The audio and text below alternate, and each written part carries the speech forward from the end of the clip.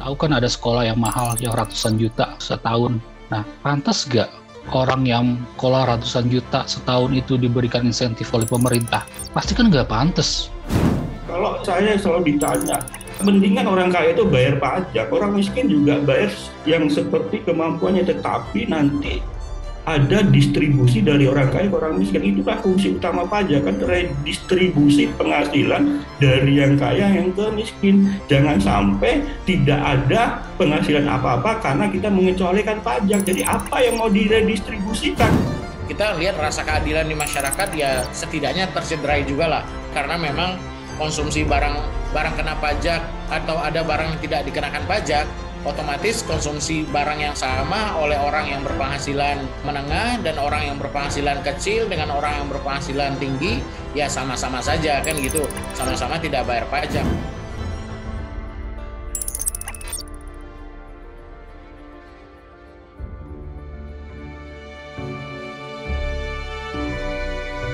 Pada 7 Oktober 2021, pemerintah bersama DPR RI telah menyepakati Rancangan Undang-Undang tentang Harmonisasi Peraturan Perpajakan atau RUU HPP untuk disahkan menjadi UU HPP.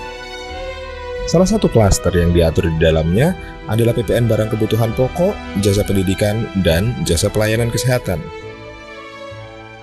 Dalam memaknai penataan PPN ini, masyarakat tergiring pada opini bahwa pemerintah seolah tidak adil dan tidak berpihak kepada masyarakat kecil di masa pandemi ini. Padahal salah satu tujuan dari langkah pemerintah menata PPN adalah menciptakan keadilan bagi seluruh masyarakat, terutama bagi kelompok masyarakat menengah ke bawah. Memang yang ribut di masyarakat itu kan PPN sembako dan jasa pendidikan. Itu ribut karena mereka nggak ngerti. Karena pajak itu isu yang sangat teknis kan. Jadi mudahnya seperti ini. Kita tahu kan ada sekolah yang mahal yang ratusan juta setahun. Nah, pantas nggak orang yang sekolah ratusan juta setahun itu diberikan insentif oleh pemerintah? Pasti kan nggak pantas. Nah, apa yang dilakukan pemerintah selama ini adalah memberikan insentif bagi mereka. Mengapa demikian?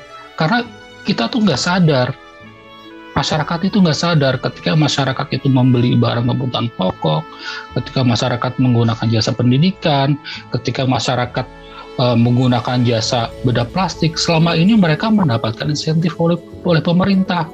Insentifnya ini disebut fasilitas PPN pengecualian. Inilah yang ingin direformasi oleh pemerintah karena banyak sekali insentif-insentif yang tidak tepat sasaran.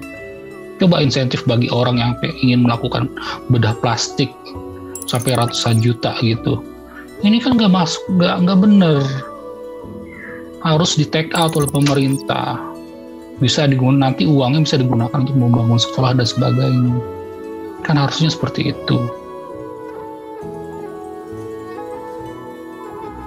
Sebagai pajak atas konsumsi, PPN itu bawaan aslinya, sifatnya, nature-nya dia tidak adil.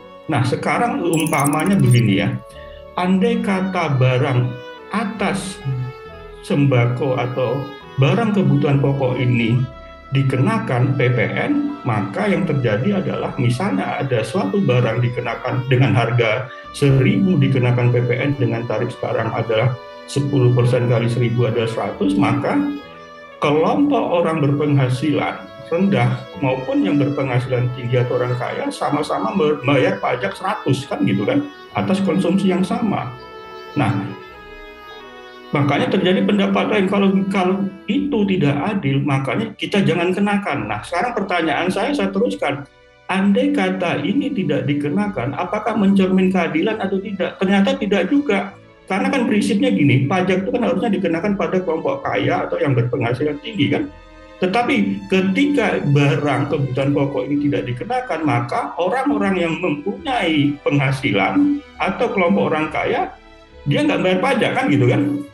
Ini persoalannya, jadi mau berdebat apapun, mau dikenakan atau tidak dikenakan atas sembako ini, masing-masing mempunyai isu ketidakadilan gitu loh.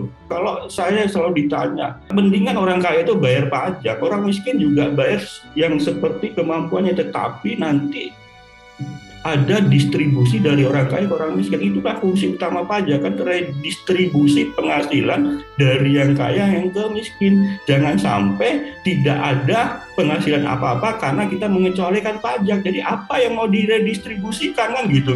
Misalnya potensi PPN atas sembako secara keseluruhan katakan 1.000 potensi pajaknya ya. Oke. Kontribusi masyarakat yang tidak mampu, andai kita taruh di proporsi 30%, berarti 30% dari 1.000 berarti kan 300. Sementara kontribusi masyarakat yang berpenghasilan tinggi atau masyarakat mampu itu 70%, berarti kan 70% dari 1.700. Hasil dari 700 ini didistribusikan kepada yang tadi yang 300, bisa aja diberikan lebih dari 300, 400 katakan kan gitu. 400 untuk mereka yang terdampak dikenakan PPN yang 300 itu, sisanya 1.000 kurangi 400, 600 untuk hal-hal yang alokasi yang lain kan seperti itu kan. Daripada kita tidak kenakan sama sekali, negara kehilangan potensi pajak sebesar 1.000 gitu.